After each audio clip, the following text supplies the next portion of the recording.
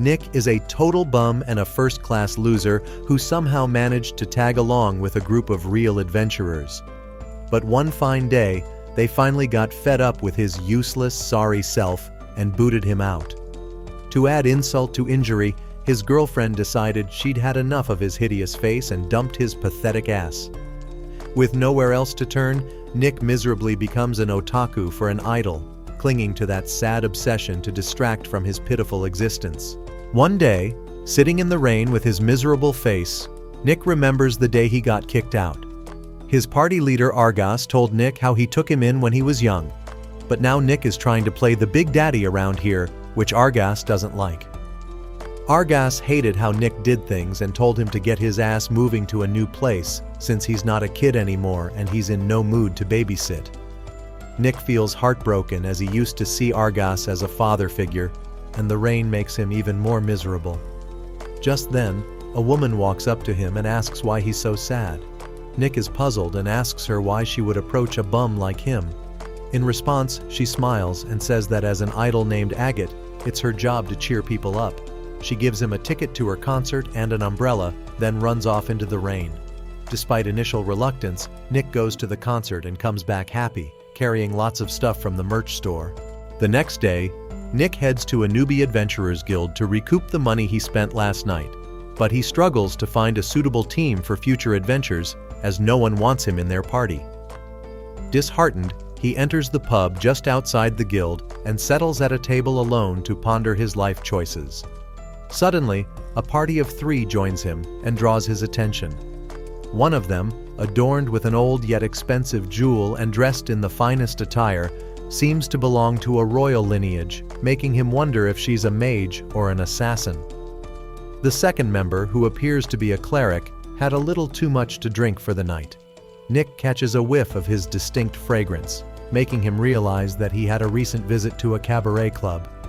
Lacking any medals on his clothing, it's evident the cleric has been excommunicated from his order. The third member, who appears to be a Dragonian, bears the marks of numerous battles in her worn-out attire, and her sad face resembles that of a wounded animal. When the booze is served, it is evident that all 4 of them have faced betrayal from their friends and family, and are here to cope with their miserable existences. After chugging their drinks, all 4 of them yell out that they can't trust anyone at the same time, which gives them a common ground to walk on. Just then, the mage, named Tiana, shares her story from the time when she was a student at a magic academy. Her master praised her for being so efficient and mastering both water and wind magic at such a young age. According to her, magic wasn't just a tool, but a way to help those who need it. As she entered a cafe looking for her fiancé Alex, she found him sitting beside a girl and told him how she had earned her master's praise. The woman sitting beside him then introduced herself as Lynn, the eldest daughter of the Delcott family, and Alex started scolding Tiana for bullying her at school. Not only that, but Tiana is accused of sleeping with his teachers to get higher grades. This led to an argument where Alex vented how frustrating it is for him to be engaged to her, as it hurts his fragile male ego to be the weaker one. After he broke their engagement, Alex and Lynn became the new famous couple in the school. Tiana was heartbroken and decided to leave everything behind and move to a new town for a fresh start. However, she was unable to find any job as no one would hire a pretty little face like her. Unsure of what to do, she decided to gamble all her money on a horse race and actually won. However, this turned her into a gambling addict, and she soon lost all of her money. Given how mean she looks, no one would even make an adventurer's party with her, which led her to this very moment where she was sharing the table with 3 other losers like her. Nick then turns to the cleric and asks him to share his story. The cleric, named Zem, reveals he once belonged to a city renowned for its medicinal herbs. Working as a cleric at the temple, Zem relied on a young girl named Muriel to gather medicinal grass for him in exchange for her daily expenses. One night, Muriel asked Zem if they could date, but he refused because she was too young and he had to fulfill his duties. Angered by his rejection, Muriel ran off and decided to punish Zem. The next day, officers arrived at his home, and Zem learned that Muriel had accused him of assaulting her. Despite his innocence, he was imprisoned for 3 months before being exiled from his town. No one believed him, and he was met with disdainful glances from everyone. Eventually, Zem met a woman who believed in his innocence and spent the night with her. The next day, she encouraged him to join an adventurers' guild and live life to the fullest. This led him to come to the Labyrinth City so he could become where he met the three of them. Nick says these are mere stories from strangers he will never meet again after tonight, and Zem reveals that he is going after the Demon King once this is over. When they ask the Dragonian girl Curran to tell her story, she is hesitant and only reveals that something important was stolen from her by someone very important. As they get drunk and bond over their miseries, the four of them wake up the next morning in Tiana's room. As they're being kicked out, Nick says there is no way they will make enough money to survive on their own. Since they've already lost everything due to past betrayals, Nick suggests they trust each other since they have nothing left to lose. He then proposes that the four of them create a party of their own, kickstarting their journey as adventurers. The squad then arrives at the guild to register their party, and the owner recognizes Nick from his former party, the Masters of War. She also knows Curran and says she's famous for surviving a tough C-rank labyrinth all by herself. The owner then asks what their group is called, and Nick says they're the Survivors because they've been through a lot and made it out alive. At night, Nick suggests 3 rules for the group to follow as adventurers who've lost their faith. First, don't interfere in each other's hobbies. Second, keep the money safe. And third, stay alive no matter what. Nick proposes he handles the books. Tiana holds the money they carry. Curran protects the safe, and Zem holds the key. Zem thinks Nick is assigning such roles so he can have the money whenever he wants, but Titania defends him by saying he will have the hardest time getting to the safe.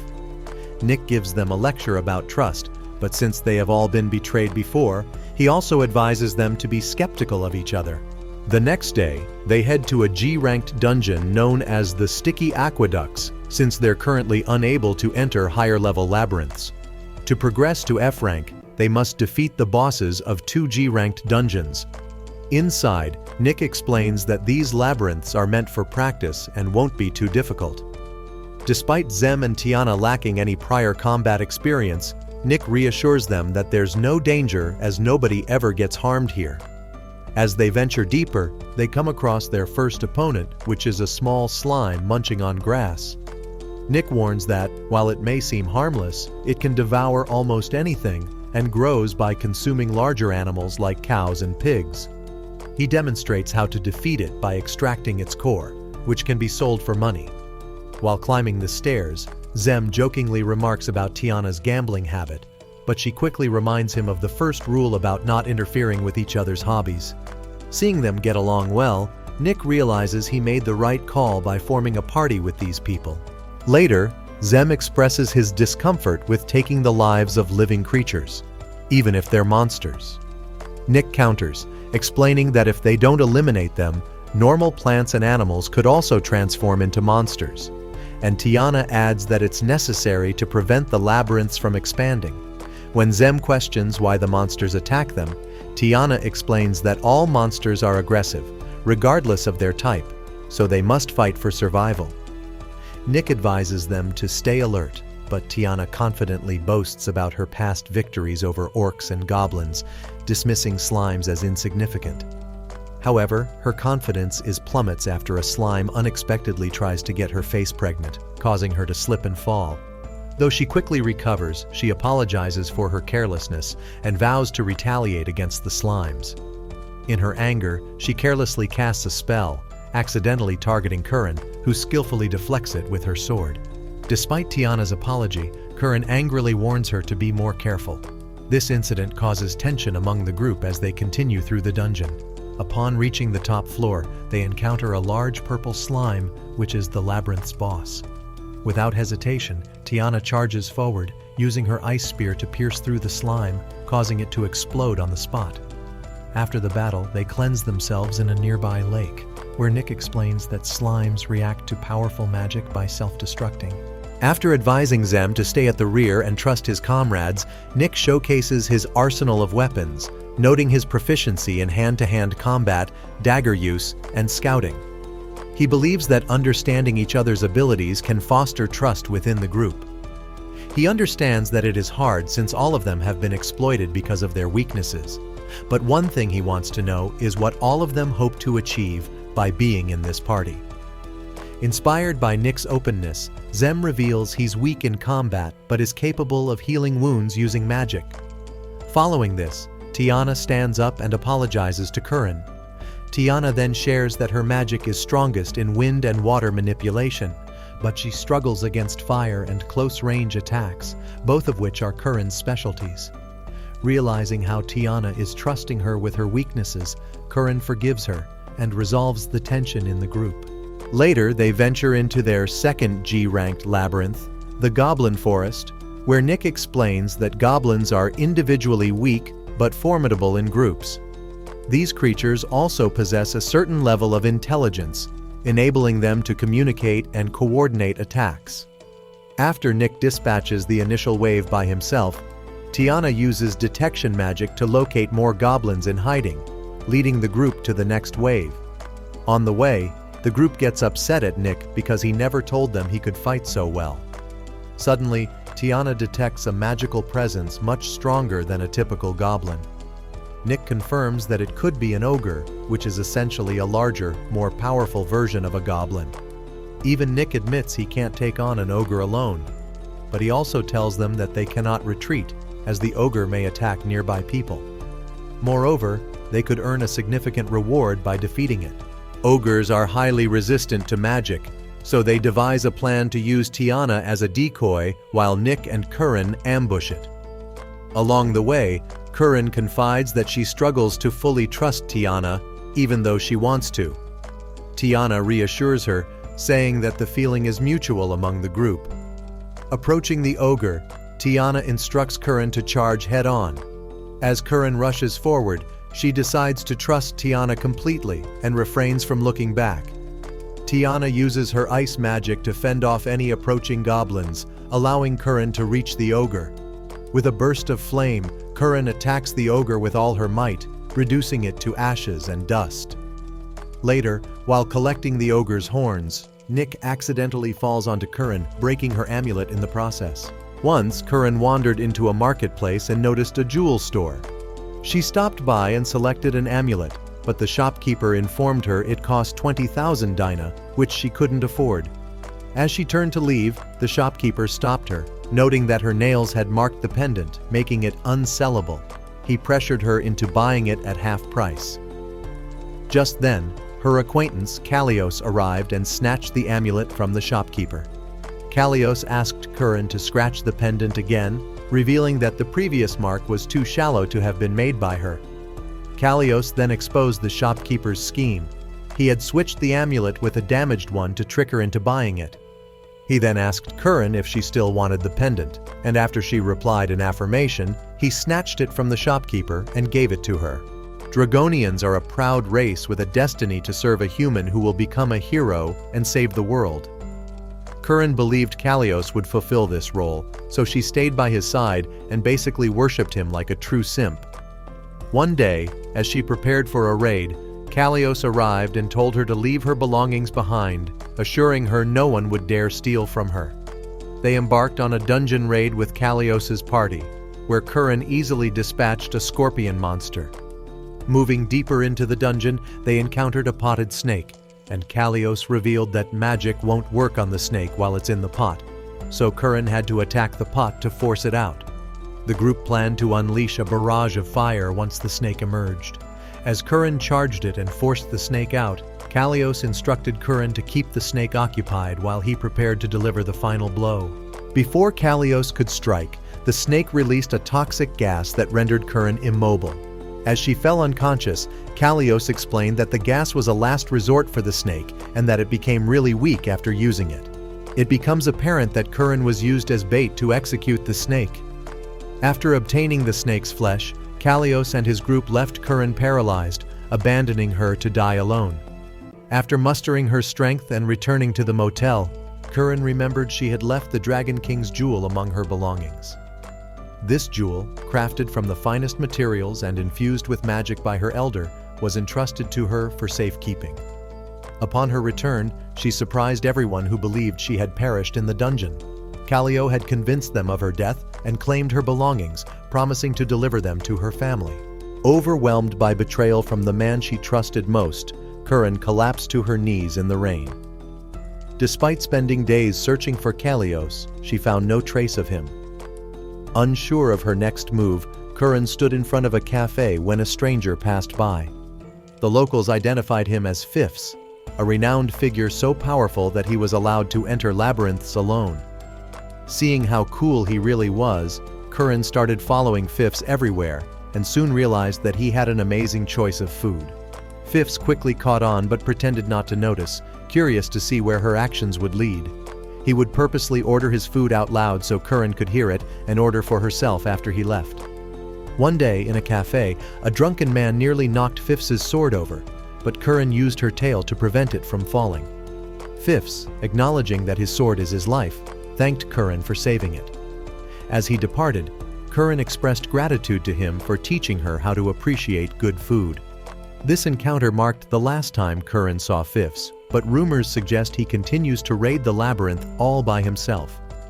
Betrayal had left a void in Curran's heart, and indulging in delicious food helped fill it. However, feasting like a buffet bandit left her piggy bank squealing for mercy, so she decided to raid dungeons for income. And that's when she came across Nick, Tiana, and Zem. Nick decides to visit a jewel store to purchase a pendant similar to the one he broke for her. At the store, he receives a surprise visit from the idol he encountered at the beginning of his adventure. They sit together under a fountain to catch up, and Nick tells her how he broke Curran's pendant. Agate tells Nick he's being a selfish prick and advises him to try understanding Curran's feelings instead of simply replacing the pendant. Before she leaves, she tells him that the best way to make it up to Curran is to give her time. Later, Nick sees Curran buying food from a local stall, where he witnesses her cheerful side. Intrigued by how normal she is when in her zone, he decides to spend time with her to gain a better understanding of her. During their conversation, Curran reassures Nick that he shouldn't worry about the broken pendant and that she is better off without it. This resolves the issues Nick is facing and helps him get closer to Curran. As night falls, they are recognized by other adventurers in the pub, making them realize that this place is actually quite lively, and it was them who were gloomy that day. Despite their challenging experiences, Curran and the rest of the group feel a sense of familiarity with each other. Curran then pulls out the broken pendant and pretends to eat it in front of Nick so he would stop feeling bad for her. Just then, their enjoyment is interrupted when the receptionist from their motel arrives, asking them to accompany her. Back at the motel, the landlord assigns them the task of exploring the labyrinth of bonds and retrieving the Sword of Bonds from within. She is willing to pay a hefty price for the sword, but if they can't locate it, they will be paid 30,000 Dyna per excursion. The group is surprised, but Nick smells something fishy and asks the woman to draw a map, a list of monsters of the area and the places that have already been searched. Not only that, but he wants minimum pay written down on a document so they get paid no matter what. Later, in the dungeon, it becomes clear that the Sword of Bonds enhances the abilities of party members based on the strength of their bond. As they move through a hallway, they notice the lights automatically turning on and off with their movements, indicating that this labyrinth was once home to an advanced civilization. Nick advises them to keep an eye out for hidden passages while a secret camera silently observes them. They descend a flight of stairs and encounter a closed alley with a green lamp at the end. Zem reads the instructions, which say the lamps indicate dead ends in the dungeon, but Nick points out that these lamps are supposed to be red. As Nick steps into the alley, a hidden passageway opens, revealing a dark room filled with dozens of containers. To be cautious, Tiana uses her detection magic and finds no traces of magic or life forms within the room.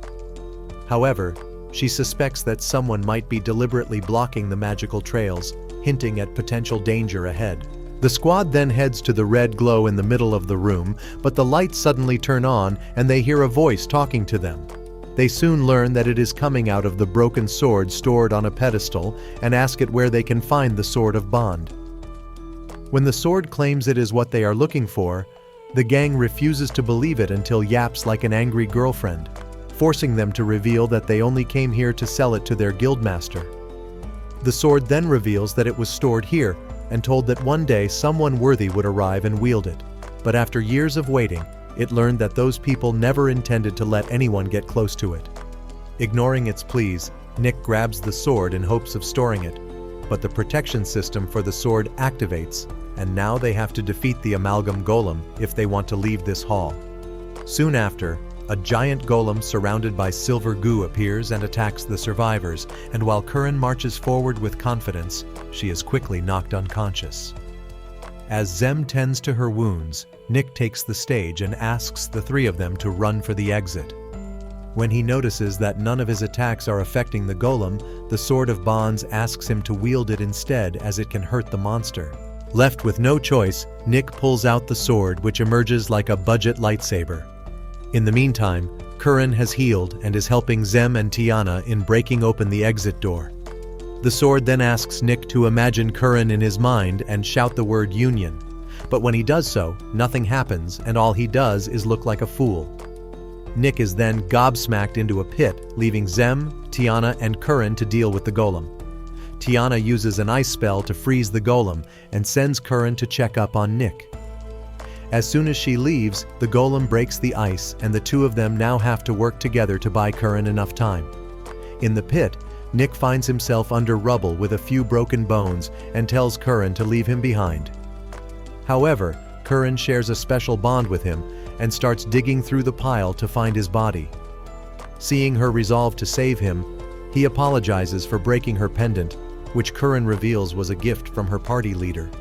As much as she wanted to get rid of it, she couldn't bring herself to throw it away, mainly because she refused to believe someone who appeared so kind could be such a rat bastard. Before she met Nick, she always hoped that one day she'd wake up and it'd just be a dream. However, when the pendant broke that day, it was kind of like a new beginning for her, and thanks to Nick, she was finally able to free herself from those haunting memories. Just as Nick is freed, the sword starts glowing and asks it to say the word again. On the surface, Tiana and Zem have exhausted themselves and are ready to accept death. But just before the golem reaches them, Nick appears like a knight in shining armor and defeats the monster by wrecking its core. After the monster is executed, Nick collapses from exhaustion and splits into himself and Curran.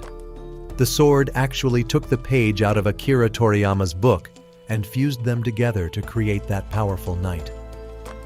Later, the survivors return to the guild and Nick demonstrates how the Sword of Bond functions.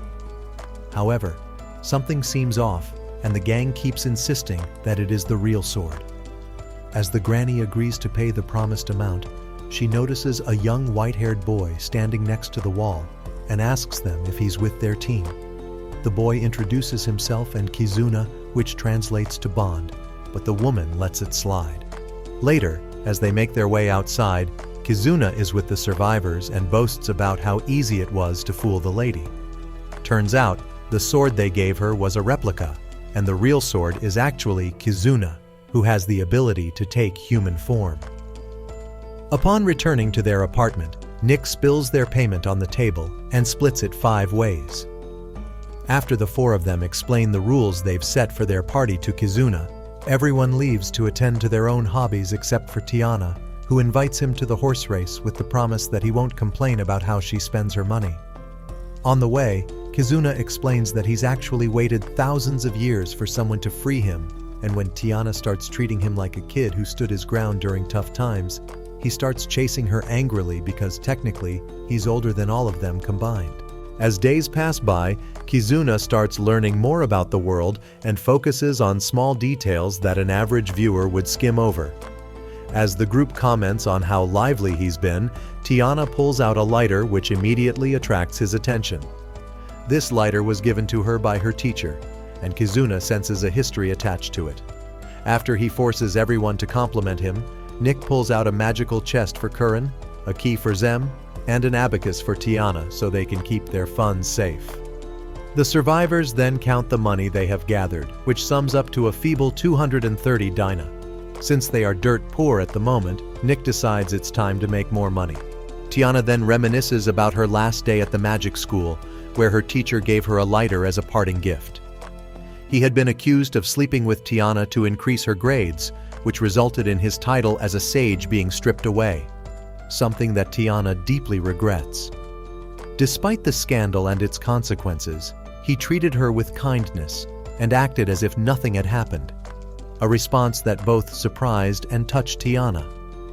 He mentioned that he felt freed from the burdens of being a sage and found it peculiar how, despite everything that had occurred, they could still share a moment of genuine smiles. After a subtly funny moment between them, Tiana asked him why he was enjoying the situation so much, to which he responded by continuing to laugh like an idiot. Then, turning serious for a moment, he told her that he had one last lesson to impart. No one has the power to decide who you are except for you. He urged Tiana to always remember this vital lesson, and with that, he turned around and began laughing again. Tiana wakes up every day in bed, hoping that everything will go back to normal, and longs to be surrounded by the pillows and fluffy blankets she used to have. She believes that everyone in her group feels the same way, wishing they could go back to a time when everything was okay. They all have a wish that even the most powerful magic couldn't grant, and every day they wake up feeling miserable because of it. Meanwhile, Nick wakes from a nightmare about his ex-girlfriend Claudine and wonders if it was because of Kizuna's telepathy. He questions whether it's just him experiencing these struggles or if other members are also having a tough time. In the morning, they notice Kizuna being cheerful and wish they could be as carefree as he seems to be. Later, the survivors arrive at the ice dungeon and find a Rasetsu ogre. Communicating through telepathy, they learn that this one is far different than the ogre they faced before. Suddenly, Kizuna marches in and attacks the ogre head-on, and the ogre blocks his attack with his shield. However, Kizuna uses a shadow clone jutsu to defeat the ogre and reveals that he can make up to 5 copies of himself. The catch is that he's using the stamina of his party members to do it, which is why they feel tired. When Nick compliments his fighting skills, Kizuna reveals he has absorbed the techniques of every fighter that has ever wielded him. Later, as Nick, Curran, and Kizuna walk to a restaurant, they stop by a place that just so happens to be the same restaurant where Nick got dumped by his ex Claudine. Kizuna and Curran head inside without asking Nick, and Curran shares how much of a foodie she really is. Just then, Nick hears Claudine's voice and turns around to see her sitting with another boy.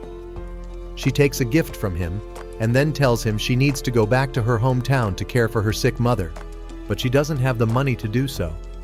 She starts crying to make the guy feel sorry for her and give her money, but Nick steps in and ruins her plan. He jokes about how Claudine seems to have birthdays all the time, which confuses the poor guy. He asks who Nick is, but Claudine tries to run away from the cafe to avoid facing her past. Nick stops her and asks if she plans to keep living her life with a bounty on her, which prompts her to throw the gift back at Nick and walk out of the restaurant. Nick then returns the gift to the boy and tells her to stay clear of the hose. The next day, while Nick is explaining different types of dungeons to the group, Claudine pours juice on his head as an act of revenge. Her bodyguard, Leon of the Iron Tigers, tries to intimidate Nick, who strikes back by revealing that Claudine is planning to run away with their funds. When Leon accuses him of disliking Claudine because he couldn't rizz her up, the two decide to take their argument outside. Nick prepares to fight Leon in the back alley, but Leon apologizes and admits he underestimated Nick's abilities. He reveals that he's heard about Nick and suggests that Nick could have Claudine, as she has made many enemies. Leon confesses that while Claudine was once a good source of income, it's now too risky to associate with her, and they are thinking of leaving her behind. Thinking Nick may be doing the same with his own party members, Leon proposes that Nick join his group when he leaves with their money. However, Nick responds with a punch to Leon's face, and despite Leon's attempts to retaliate, Nick easily subdues him. Nick explains that while he does need money, betraying his homies for it is not worth it. Leon's recreation of the George Floyd position is interrupted when Nick is ambushed by another member of Leon's party named Beg, but the rest of Nick's group quickly intervenes to prevent the situation from escalating. When the guild lady Vilma arrives and tells them to fight with rules, Leon suggests they settle their dispute with a battle of mathematics bare knuckle. The landlady outlines the rules of the game, which include 10 rounds of simultaneous math problems and fighting. A round goes on until one side successfully solves a math problem, but if no one can solve it, the fight can last indefinitely. Each math problem becomes increasingly harder, and a 10-point lead allows a free punch at the opponent. Names are picked to decide who will tackle the math problems, with Curran representing the survivors and Claudine for the other team. When the survivors evaluate Curran's math abilities, they realize that she's dumber than a 2-year-old. Seeing her frustration, Zem generously offers to help her improve and promises that she will get better with time. Later, Kizuna wants to join the brawl, but Zem tells her he is too strong for a fair fight and would draw unnecessary attention. When he notices that Kizuna is feeling left out, he reassures him that he is still part of the team, which lifts his spirits. Over the following days, they focus on teaching Curran math, while Zem collects information about their rivals by rizzing up ladies from the local bar. But as it turns out, the ladies are smarter than they seem, and one of them mentions a strange man they haven't seen before. The night before their battle, the team discusses how they were lured into this weird match by the opponents, which is why Nick sent Zem to collect information. The lady told Zem that their opponents had done it before and somehow cheated their way to victory, but she wasn't sure how. However, the group figures they are using thought gems to communicate, just like telepathy. Curran asks what she should do in this situation, but they tell her to focus on what she learned and simply wait for their signal. Meanwhile, Claudine recalls the story of her childhood when her parents were dismissed from their jobs after being caught stealing money. Facing the prospect of being sold off by her parents, she ran away from home and had to find a way to survive on her own. Her good looks enabled her to become the con artist she is today, and everything was going smoothly until she encountered Nick, who later turned into a persistent obstacle for her. She wakes up from a nightmare, vowing to take revenge on Nick for turning her life upside down. Later, the battle takes place on a rooftop with a crowd watching, and Curran and Claudine are given simple math problems for the first round. Meanwhile, Nick tries to provoke Leon into attacking him, but Leon keeps stepping back and dodging, making Nick realize that Leon is buying time for his ultimate plan. Curran finishes the problems first, and the fighting is paused to tally the scores. Curran scores 86 points, while Claudine scores 98, giving Leon a free hit on Nick. She apologizes to Nick for letting him down, but Nick isn't too worried as a pat from a kitten wouldn't hurt him. However, Leon strikes him in the belly instead of the face, and Nick realizes that the math problems can be used as both an offensive and defensive tool. The person solving the math problems quickly can earn free hits in the brawl round, meaning the fighter doesn't have to engage during those rounds at all. This is where the Iron Tigers plan to cheat, but the survivors also have a trick up their sleeves. At the end of round 2, Claudine leads with 98 points, which allows Leon to shake his hand with Nick's jaw. However, Nick tells Curran to stop worrying about him and focus on her own problems. Curran feels responsible, and Nick is getting beaten up because of her, but Nick tells her he never expected someone as brain-dead as her to come this far, and that he has already prepared himself for at least a dozen hits. This somehow resonates with Curran, who is now even more motivated to make sure they win.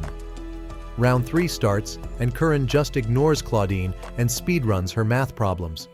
Meanwhile, the survivors realize that Curran won't be able to solve the harder problems, which is why they are waiting for the harder rounds to begin cheating. Nick is already getting tired, but Leon does not care and continues to run away from a fight. When Tiana tries to look for any magical signatures, she is unable to find any, making her wonder if they were wrong about their opponents.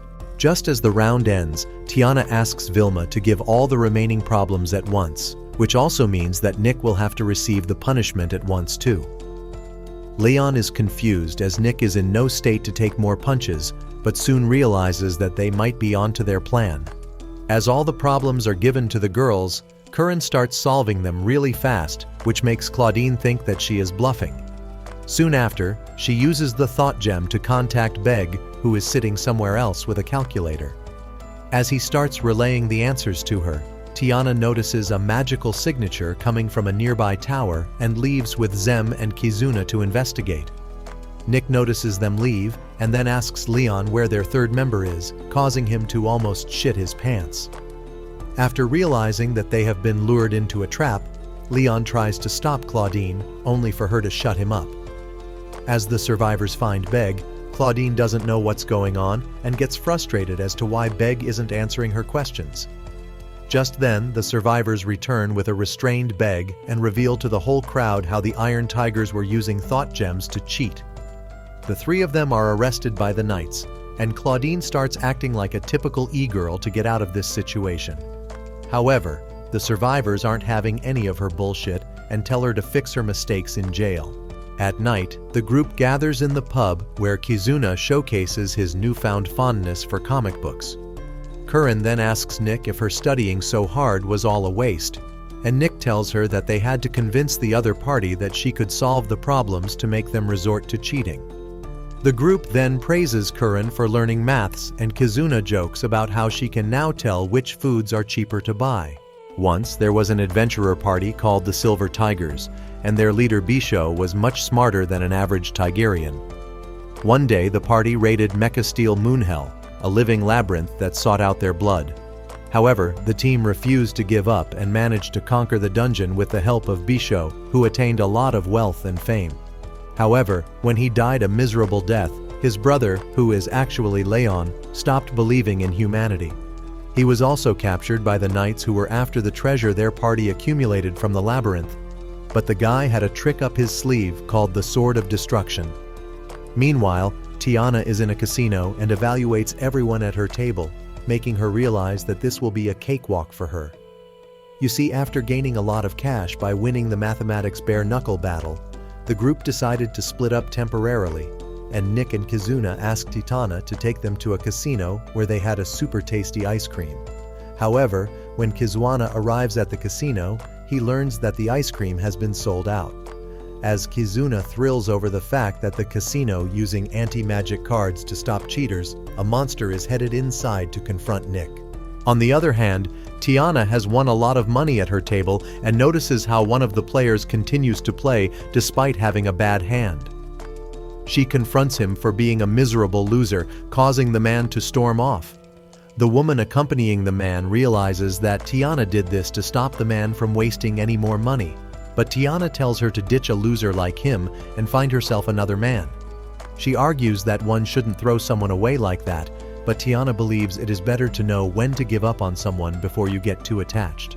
Just then, the monster from earlier finally enters the casino and calls for Nick, revealing himself to be Leon, who used the Sword of Destruction to escape imprisonment. After merging with the sword, he has become a much stronger and bigger version of himself and is now seeking revenge on Leon for humiliating him in public. As Tiana reveals how she left her weapons outside, Leon recognizes her from her scent and asks her where Nick is. She quickly realizes that the monster asking is Leon and comments how he's changed a lot since the last time she saw him. Tiana tries to play smart with Leon, but with no weapons at hand, she has to be careful with how far she pushes him. As Leon threatens to execute her if she doesn't reveal Nick's location, she asks him why he's using her to get to Nick. When Leon says it is because the two of them are comrades, Tiana tells him that he does not trust Nick one bit and is aligning with him only because it benefits her.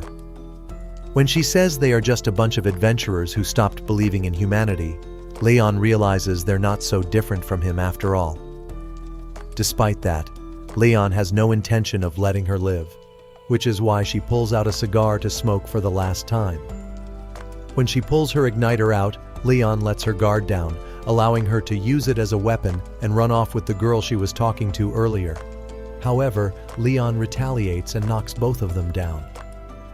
As the man accompanying the woman drags her away, Tiana is left alone to face Leon.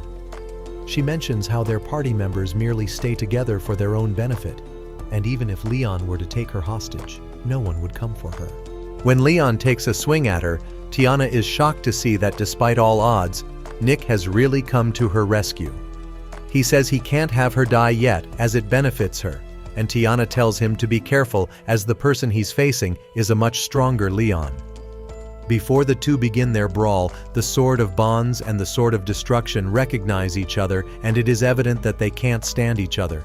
This is why the Sword of Destruction gives Leon its full power, which can prove lethal for him. As Leon attacks Nick, Tiana proposes he performs union with her, a much cooler way to do fusion. With their combined abilities, the two face Leon, who is revealed to have no control over his actions. He recognizes that the destruction he's causing does not align with his morals, but the Sword of Destruction continues to force him into doing its bidding. It tries to manipulate Leon into thinking this is what he's always wanted, but in reality, Leon just wants to be an adventurer like his brother. As he is impaled by several ice spears, the sword reminds him how his brother was executed by the people who were once his comrades. These people were nothing without Bisho, yet when they got what they wanted, they removed him from the picture. This is what filled Leon's heart with hatred, and eventually drove him on this evil path. Leon continues to deny being evil at the core, but the sword tells him that it can only evolve if the bearer wants it to. Leon reminisces about the time when he and his brother were young and happy, which helps him break free of the mind control. Nick and Tiana's fusion then uses the anti-magic cards to block out the sword's magic, allowing Leon to return to his normal form. After they leave, Leon is left on the floor surrounded by a bunch of knights and thanks Nick for freeing him from the influence of the sword.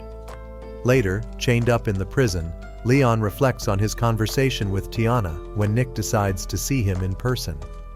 Taking one look at Leon, Nick realizes Leon was able to dodge his attacks that day because he's worked super hard to be strong.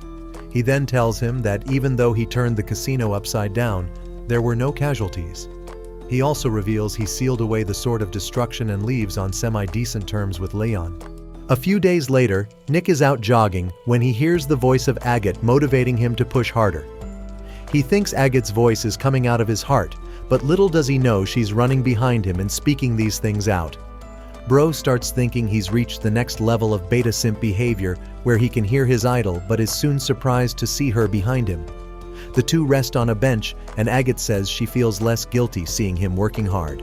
Nick fails to understand where she's coming from, but Agate tells her she had a war in her head after the day she gave him a ticket to her concert. However, when Nick actually showed up at her show, she started questioning if inviting him was really a good idea. According to her, people sometimes take the stand thing too far, and Agate wondered if she had ruined Nick's life by lending a helping hand. However, seeing him focus on his goals makes her feel better about her decision. Nick says he was so down bad he could have become a criminal, but got on the right track after he received a little push from her, which makes her a true idol. Despite putting a smile on her face, Nick figures something is definitely bothering her, especially since she's canceled all her concerts recently. Meanwhile, a local singer Belle sings at her boyfriend Donnie's bar, where no one ever listens to her. However, a man with harasser written all over his face approaches her and praises her voice. He introduces himself as Joseph and asks her if she would like to become an idol. Her boyfriend steps in like a true cuck lord and asks how much money she'll be making. When Joseph tells her it will last her a lifetime, the man agrees, and she is given a ticket to a concert to get the feel of what she will be doing. Later, she arrives at the concert where she meets two other girls who are there for the same reason. When the idol shows up on stage, people start cheering her up, making Belle realize that this is what she has always wanted. After all three of the girls accepted Joseph's offer, they were given names based on jewels. These girls were Topaz, Amber, and of course Agate. Her days as an idol were full of fun and joy, but her relationship with Donnie started taking a rough turn. His bar was doing poorly, and he kept asking her for money. She helped Donnie a couple of times but knew something was off. The cheerful and dreamy Donnie she once knew was gone, and what now left was a gloomy and shady man who couldn't live with his failure. One day, while dining at a local bar, she saw Claudine dump Nick after he got kicked out of his party. She followed him outside and realized how heartbroken Nick really was. After giving him her umbrella, she went back to Donnie, who took her to a casino on the same day Leo attacked it. Turns out, Agate was the same woman who sort of became friends with Tiana during that attack.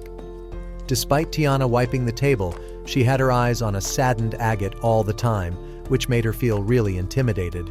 Soon after, Tiana disappeared and showed up after fusing with Nick, which made Agate look at her like a peasant at the king. Later, Joseph tells Donnie that all of his debt has been paid so he can run his bar without any fear of collectors. However, in return, he is asked to leave Agate alone for good.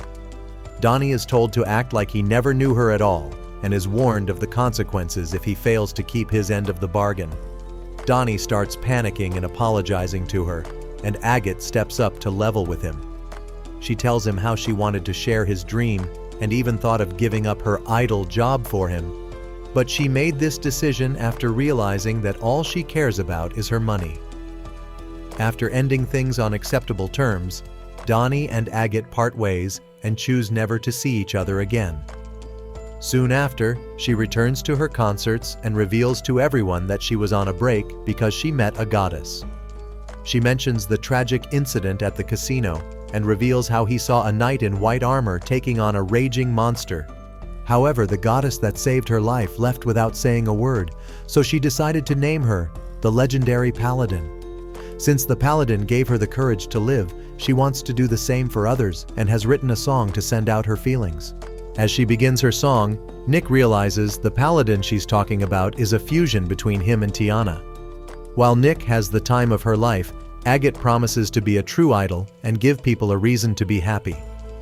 The next day, while Nick is resting after his morning jog, she hides behind a bush and starts speaking to him to make him think he's hearing her voice from inside his heart.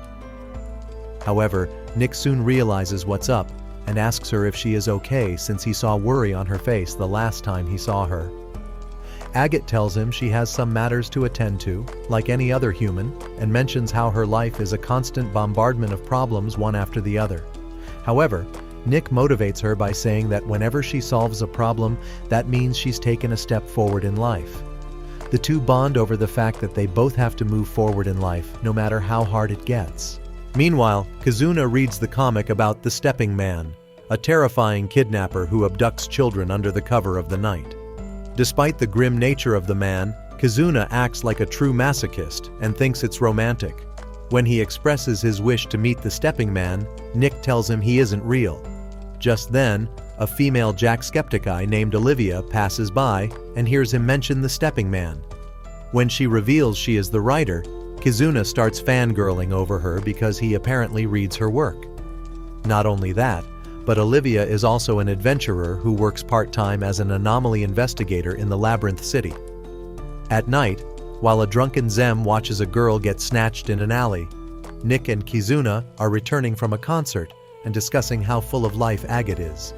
Just then, Kizuna senses that Zem is in danger and rushes to the alley to see her being attacked by a semi-invisible man.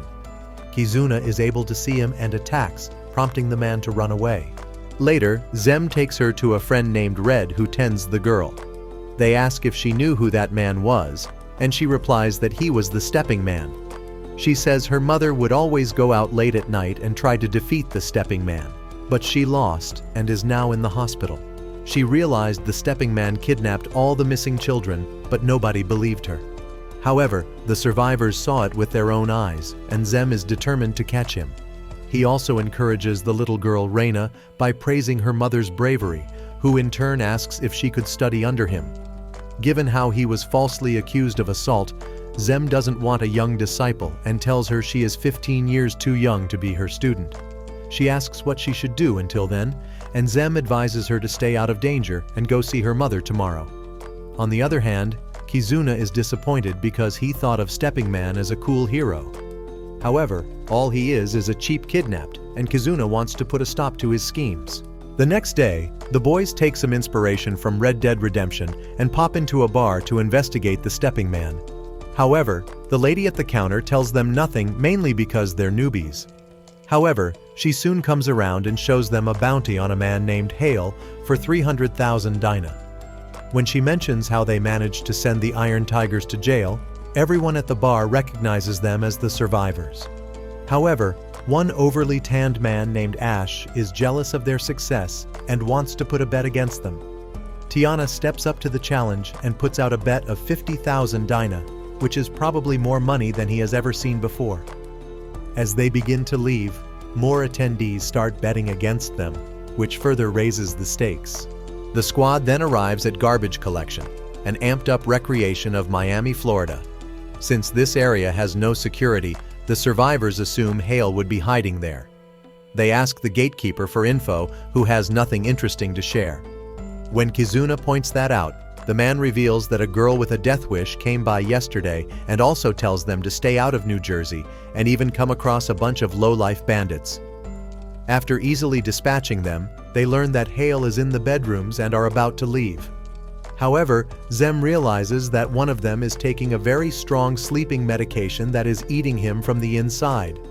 All the man wants is to leave this thug life behind and rest, which is why Zem gives him herbs with calming properties as payment for the information. Seeing his kindness, the man tells Zem that Hale is a fast runner, so they should try to sneak up on him. Proceeding further, the squad arrives at the bedrooms, which is basically a slum with sick and dying people. As Zem questions the quality of life in such areas, Kizuna locates Hales nearby, and the squad breaks into his room to take him back. Hales starts yapping so he can sneak out of the window, but Kizuna is already there to foil his plans. As they take him out, Nalgava arrives and sternly asks them to let go of his patient. He says the bedroom is a neutral zone, and outsiders are not allowed to interfere when he's treating his patients. Nick tells him they're here to collect Hales, who's committed several crimes, prompting the doctor to back off. However, he reveals Hales has yellow demon sickness, and he would like to treat him one more time before he's taken away. Nick says it might go to waste since they will take him away anyways, but Zem steps in and tells them it does not matter what happens in the future, and a doctor's job is to do what he can in the present. If Hales is lucky, all the charges on him might drop and he might eventually live a peaceful and healthy life. Zem and Nalgava bond over the fact that they are both former priests, and both share a sentiment of going back to their lives where they were officially recognized. Kizuna then asks Nalgava if he's heard of the stepping man, but the man has no such recollection. Hales, on the other hand, knows someone who goes around and gives kids candy to talk to them. Later, the squad arrives with their bounty, and Ash, along with his lowlife fellas, is quite upset. After he hands over a total of 80,000 Dyna to Tiana, she uses that money to buy everyone a drink. The next day, they receive the reward for Hales and some info on the stepping man. After their investigation takes them nowhere, the counter lady advises them to focus on more realistic bounties. Nick tells her all they care about is to catch the man who kidnapped Reina, prompting the lady to point them to Olivia, who's known for giving candy to the kids. At first, they all think it is some kind of a joke, but Kizuna recalls how the stepping man was quick on their feet and used chains, prompting Curran to recall how heavy Olivia felt when she leaned against her. Nick realizes what's up and asks the girls to block the exits. He then approaches Olivia, who is sitting at a table with Reina and Red. As Zem and Kizuna take Red and Reina away, Nick starts interrogating Olivia, who starts yapping like an e-girl on her first date. However, Nick tells her to cut the bullshit and reveal why she's kidnapping kids. Realizing that she can't charm her way out of this, she takes a big leap and escapes through the ceiling, much to Nick's surprise. Later, the squad gathers at Red's place and discusses how Olivia is so narcissistic she wrote comic books about herself. Just then, Red arrives and tells them they have a visitor, who turns out to be Reina's hospitalized tomboy mother Ada. Turns out, Nick already knows her since she was a legendary swashbuckler of the A-rank party called Grand Chef. Turns out, she even went on an adventure with Fifths, the same guy who taught Curran everything she knows about food. After Ada apologizes on Reina's behalf for causing them trouble, Reina expresses her wish to train under Zem. However, Zem finally opens up about how he spent years in jail because a girl of a similar age deceived her. Seeing girls gives him severe PTSD to the point that he struggles to breathe. The only reason he protected her was because deep inside he's a kind person, and seeing Reina feeling safe around him gives him hope that one day he'll be able to move on. Later, they explain everything that happened to Ada, who thanks Zem for protecting her daughter. However, she asks them to give up on the stepping man, as there is no way they can beat it. Despite her warning, Nick isn't the one to back down, and says he has to put an end to it to protect children. When he asks why Olivia is using the legend of the stepping man as cover for her crimes, Ada tells her it was actually her who spread that rumor.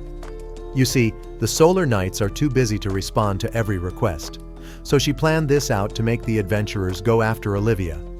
However, after having a close call, Ada thinks it's best if she retires so her daughter doesn't have to live without her care. However, Nick knows he's not strong enough yet and asks Ada to teach her how to beat Olivia. Later, Ada serves them a mushroom soup that draws out the latent magical potential. Fighting Olivia will require a lot of jumping around and switching between melee and magic. However, none of the survivors are good at both. Well, maybe except for Kizuna. Ada then gives them a lighter and tells them to shout the word burn. After Curran fails to focus, Nick lights up the igniter on his first attempt, much to his own surprise. When Nick asks if he did well, Ada shows him her own potential, which makes him realize he's only scratched the surface. Later, she explains they will need to use spells called Light Body and Heavy Body to beat Olivia. She then asks Nick to give her 10 jumps on a rope, but Nick falls after the 8th jump. At night, Olivia tries to kidnap another kid, only to be ambushed by the survivors. When Nick asks if she really is Olivia, she escapes once again, leaving Kizuna to wonder how she manages to cast 3 different types of magic spells at once. When Zem questions if she uses some kind of magic stone, the squad decides to visit an expert on the matter, who is none other than Leon. Nick asks him if he knows about any magic items that disguise the user, and Leon says something like that can be done only by the Illusion King's jewel. When Nick questions how one can break the illusion, Leon tells him the best way to do it is to say the user's name. You can't even say names randomly because you need to be sure who the person is behind the disguise to break the illusion. Since Nick has already asked the stepping man if she is Olivia, he is almost certain that it is not her. The next day, he does his rope jumping thing again, which takes him back to the days he worked super hard to become strong. Nick finally gets the hang of rope jumping, but reveals that the lightweight spell he's using ends as soon as he loses focus, meaning it is super hard to use it in battle. Zem arrives and reveals he's gathered some info about the suspect. You see, since the stepping man jumps from roof to roof, they need to see which roofs are damaged, so learn its pathing. They eventually return to the garbage collection where the gatekeeper tells them that someone brought a child's body to the common graves. Proceeding further, the squad is definitely on their guard when Kizuna tells them through telepathy that they are being followed. Just then, Olivia shows up from the trees and attacks Nick, who uses Light Body to dodge her attacks. Olivia starts thinking Nick is the stepping man, and when Kizuna steps in to use his shadow clone jutsu, she defeats him with one of her own. She then reveals herself to the entire group, proving to them that she is not the stepping man.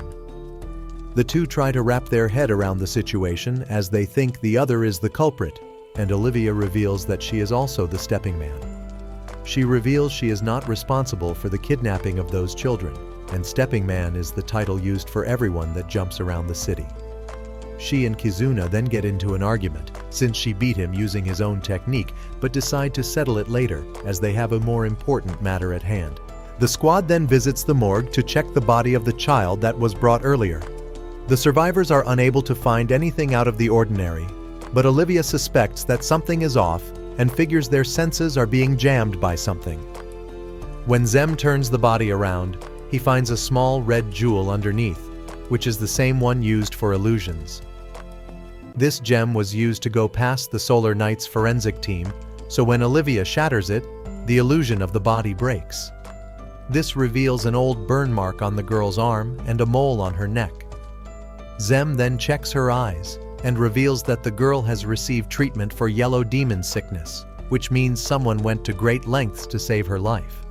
After investigating, they reveal the girl as Martha, the daughter of a man who sells armor on Blacksmith Street. She was apparently missing for an entire month, and Nick proposes they break the news to her parents. However, Zem has already figured out who the stepping man is and suggests they should capture him before anything else. That night, Nick finds the real stepping man and challenges him to a battle. As the two engage under a beautiful night sky, Nick addresses him by the name Nalgava, which breaks the illusion and reveals his face. The group found signs of treatment for yellow demon sickness in that girl and wondered why it wasn't spreading from the garbage collection to the rest of the city. Moreover, why is the infection rate so high in the garbage collection area? Well, as it turns out, Nalvaga was kidnapping kids and purposely infecting them so he could have more research samples for the cure. The two then begin fighting, and Nick purposely strikes Nalgava with full strength, causing the roof to collapse beneath their feet. As they land underground, Nalgava realizes he's been led into a trap as he is surrounded by the survivors. When Zem asks him to explain himself, Nalgava reveals he lost his own daughter to the same sickness. Zem reveals that the sickness is mainly transmitted through physical means, which is why people think it is a form of an STD. However, Nalgava's daughter wanted to help a patient and accidentally touched their blood, which gave her the disease. However, people started gossiping about her and fabricated stories even after her death. Nalgava reveals how he could not accept that his daughter was taken away from him and thought he could have saved her if he had more time. This is why he took this desperate path of kidnapping kids and using them as lab rats so he could make sure his daughter didn't die in vain. Despite Zem stating how much he respected Nalgava, the man has no remorse for his actions and would do it all over again if he had the chance to. This ticks off Zem, who reminds her of the girl Martha he recently buried in the common graves. He mentions how Nalgava was so cowardly that he hid her true self using a magic gem and reveals how hard it was for him to break the news to her parents. He tells him that in regret of not saving her own daughter, he has put many parents through the same pain and nothing justifies what he did. To him, Martha was just a random kid, but to others, she was much more than that. Nalgava then reveals how isn't even a real priest and got this title by sucking up to a high-rank priest he met during his travels. When he says he does not care about saving people, Zem reminds him how he has been treating people in the bedrooms and giving them a second chance at life. Nalgava thinks the survivors are naive to think that this will all stop if they put him behind bars, hinting that something larger is at play here. Just then, Kizuna warns them that someone is coming their way, and Nalgava is hit by a yellow laser. Soon after, a man in gloomy armor walks in and says he will put an end to him before he talks too much. Nalgava mocks him by reminding him that he crushed an Illusion King jewel worth 10 million Dyna. But then, a man in the armor does not care and reveals how Nalgava purposely got caught so he could entrust his hopes to the survivors.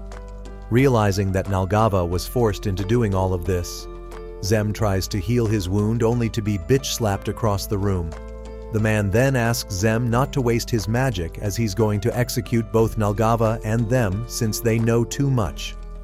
Curran and Tiana try to attack him but get their asses handed to them. Zem uses this as a distraction to heal Nalgava, but he tells him to not be a fool and to focus on his party members. When he calls Zem selfish for choosing him over his friends, Nick asks him to run as fast as possible. However, his hesitation leads to Nick being cornered by the armored man, and he is the only one left standing to face this super strong opponent. Luckily, Kizuna in his word form and Olivia arrive at the rescue. Olivia easily manages to level with the armored man and even puts cracks on his white mask. However, as the mask heals itself, Olivia realizes he's donning an ancient relic and her attacks won't do much against it. Just then, Nick performs union with Zem, and while Olivia tries to be sneaky with her opponent, she is put in a makeshift kitchen with extremely high gravity and air pressure. Nick is about to rush in, but Kizuna tells him to be cautious, as even in his current form, he might not be able to defeat his opponent. As he is attacked by the knight, Nick starts jumping around in the air, causing the knight to lose focus on the other spell he had on Olivia. As she frees herself, the knight grabs Nick mid-air, only for her to throw the sword of Bond right into his white mask.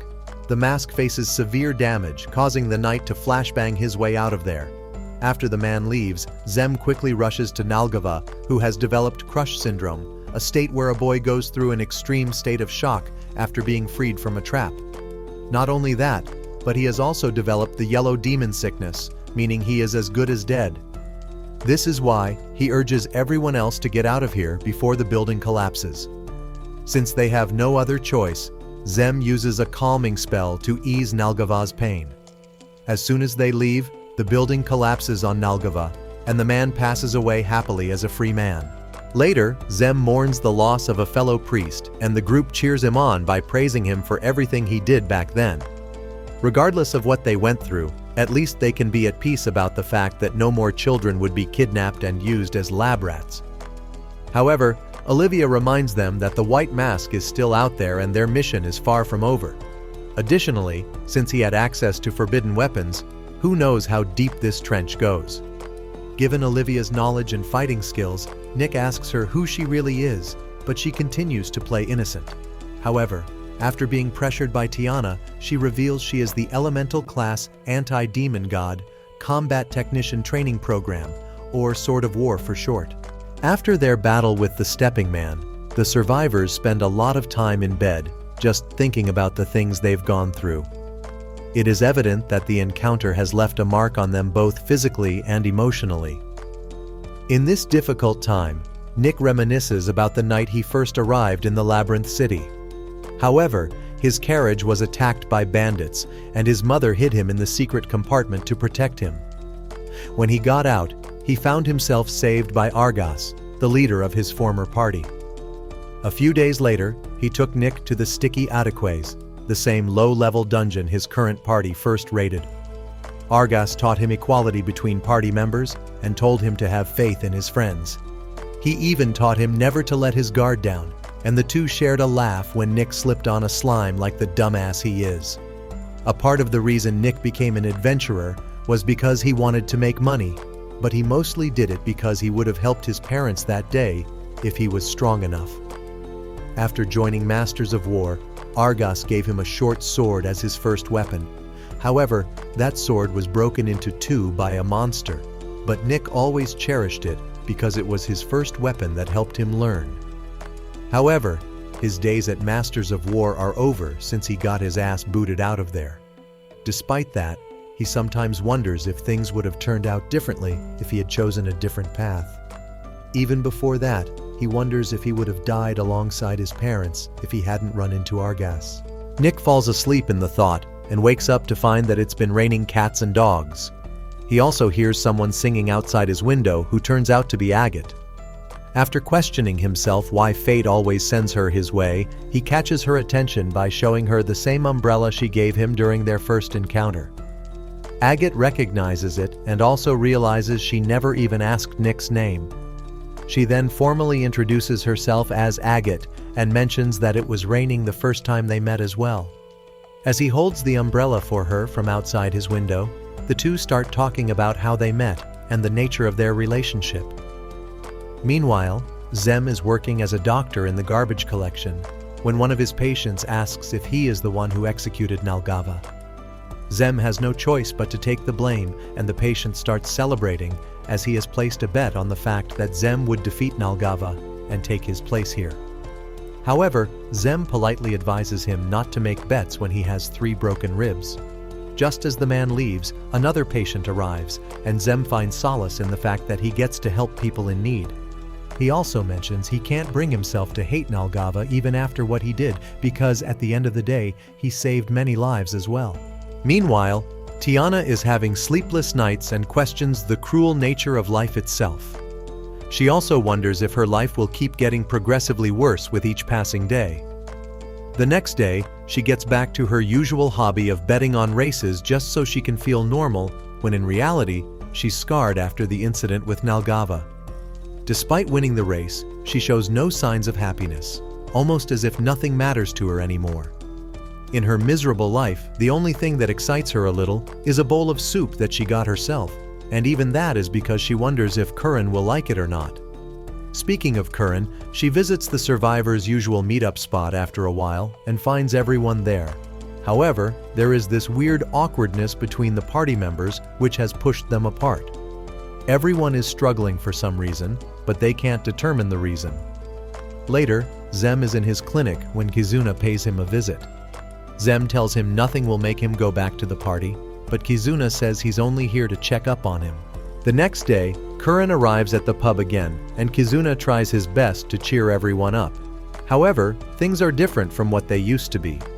Curran puts on a fake smile and asks if anyone would to join her for a meal, but everyone has already eaten, so she leaves by herself. On her way, she recalls how her old party leader Kalios betrayed her and stole everything she had. Even when she admits that her days with the White Heron were nothing short of fun, she can't forgive Kalios for stealing the Dragon King's jewel, which is the pride of her clan. Just then, she notices a man scolding a young Tigerian girl and steps up to her rescue. Turns out, this man is the same one who tried to sell that fake scratched pendant to Curran. After she solves the matter, she notices that all of her party members have followed her to the market and asks them what they are up to. They reveal they're going to check the Summer Sleep Festival, and Curran happily joins them. This is the most normal they have been ever since their encounter with the Stepping Man. Reuniting with her team, Curran realizes that she needs to focus on the present and let go of the past. Realizing that her proud race exists to serve the human who will one day save the world, she decides to move on from her past traumas and live her life to the fullest. Just then, they hear Olivia rushing towards them with a piece of urgent news. At first, the survivors don't show any interest since she's usually always coming with bullshit stories to sell her comics. However, when she mentions that the White Mask is involved, the survivors start questioning if she's being for real this time. She also mentions a rumor that the black market is selling the Illusion King's jewel, prompting Curran to question if she could find the Dragon King's jewel as well. She then admits that while being with the survivors is fun, she can't just avoid something that is so important to her. As Tiana encourages her to go for it, the whole team decides to help Curran find the Dragon King's jewel. Eventually, after Olivia explains how all the bad guys are connected with each other, the survivors decide to catch them all until they find the big boss. Just then, the squad is delighted by the fireworks from the festival, which are seen by every important character the survivors have met so far. After getting a glimpse of how their world is connected, Kizua mentions to Olivia how they will outlive humans because they are weapons and asks what she thinks of the survivors. Olivia thinks they are all right, but expects a little more ambition from the people who are one day going to slay the demon god. One day, the survivors will be strong enough to save the world, but that won't happen for a very long time.